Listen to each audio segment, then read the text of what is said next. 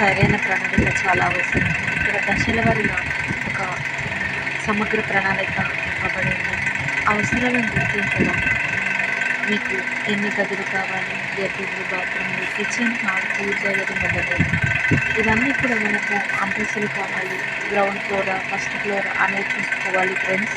తర్వాత బడ్జెట్ నిర్ణయించుకోవాలి. ఇల్లు కట్టుకోవడానికి మీరు ఎంత ఖర్చు చేయాలనుకుంటున్నారు, అలాగే మీ దగ్గర ఎంత పొదుపు ఉంది, రాబోయే ఆదాయం ఏంటి, బ్యాంకు లోన్ ఏంటి, ఇవన్నీ చూసుకోండి. ముఖ్యంగా స్థలం ఎంత, ప్రాంతం, పాఠశాలలు, హాస్పిటల్, మార్కెట్లు, మీరు పనిచేసే ప్రదేశాలు దగ్గరగా ఉందా లేదా అనేది చూసుకోండి.